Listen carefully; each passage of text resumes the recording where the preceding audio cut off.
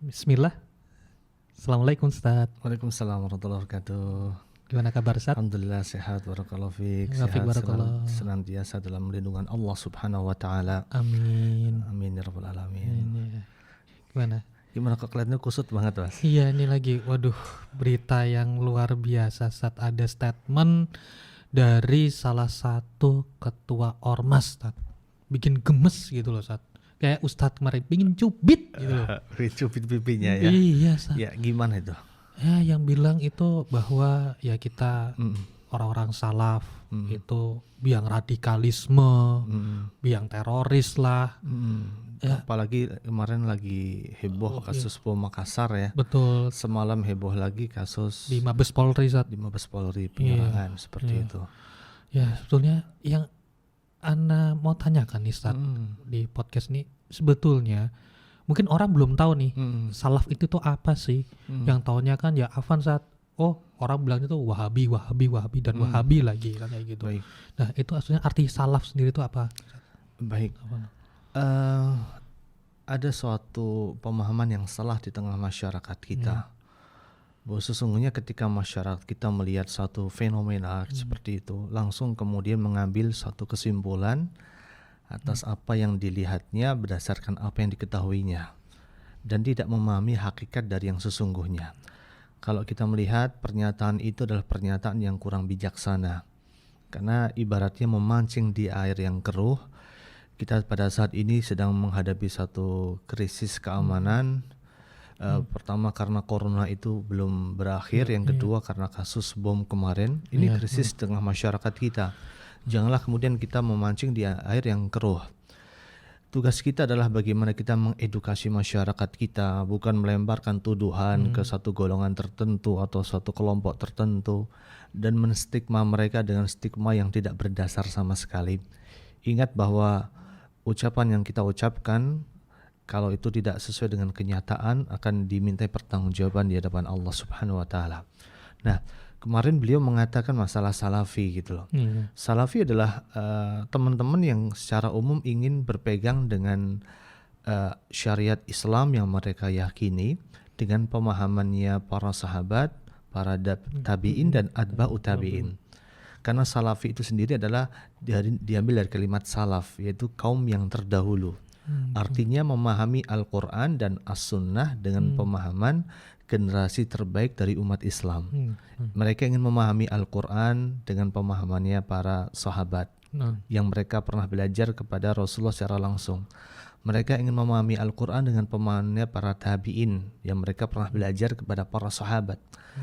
Mereka ingin memahami Al-Quran dengan pemahamannya para atba'u tabi'in yang pernah belajar dengan para tabi'in, yaitu murid para sahabat, yang mereka disebutkan oleh Rasulullah SAW sebagai sebaik-baik golongan. Rasulullah pernah mengatakan, khairul quruni qarni, thummal ladina yalunahum, thummal ladina yalunahum. Sebaik-baik golongan adalah golonganku, yaitu generasiku, yaitu para sahabat yang hidup di tengah Rasulullah. Thummal ladina yalinahum, kemudian golongan yang setelahnya, generasi setelahnya, yaitu tabi'in, thummal ladina yalinahum, kemudian setelah itu golongan setelah itu yaitu para atba'u tabi'in. Jadi sesungguhnya ini adalah satu bentuk cara beragama yang pada hakikatnya paling ideal. Kenapa kita memahami Al-Quran dengan pemahaman para sahabat? Karena sahabat yang lihat sendiri Al-Quran itu turun pas kejadian apa, dalam rangka apa, kepada siapa, mereka yang paling tahu. Berbeda dengan orang-orang yang berusaha memahami Al-Quran pada zaman-zaman sekarang dengan akal mereka. Dan hawa nafsu saat ya. Dengan hawa nafsu mereka. Kalau kita memahami agama dengan akal kita, maka pertanyaannya, pakai akalnya siapa? Akalnya profesor, akalnya tukang becak, atau akalnya orang gila?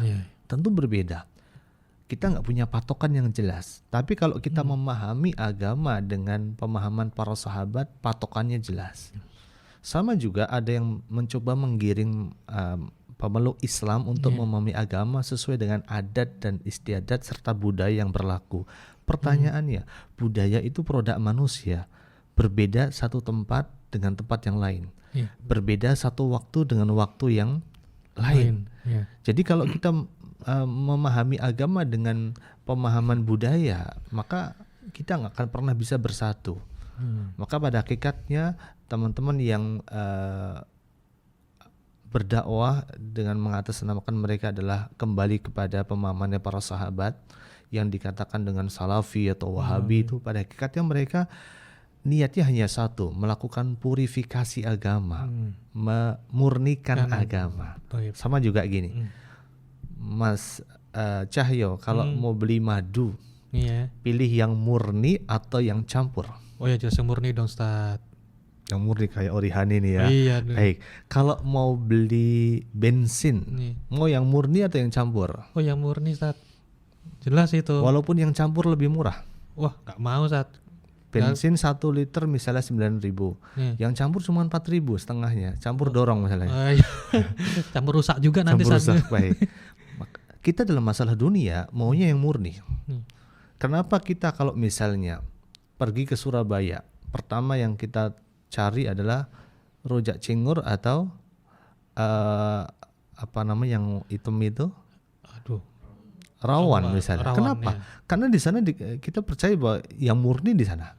Kenapa orang Jakarta kalau ke Jogja mereka cari gudeg? Bukankah di Jakarta ada yang jual gudeg? Karena mereka percaya yang murni ada di Jogja. Kenapa orang kalau ke Palembang bukan cari gudeg, carinya pempek? Karena yang asli di sana. Iya, betul. Maka dari itulah dalam masalah dunia kita ingin mencari yang murni. Kenapa dalam masalah beragama kita tidak mencari yang murni? Maka Salafi adalah sebuah pemahaman di mana orang-orang yang ingin mendapatkan satu pemahaman agama yang murni, gak kecampur dengan campuran yang macam-macam, gak kecampur dengan hawa nafsu, tidak tercampur dengan pemikiran-pemikiran yang menyesatkan, tidak tercampur dengan berbagai hal yang bisa merusak agama.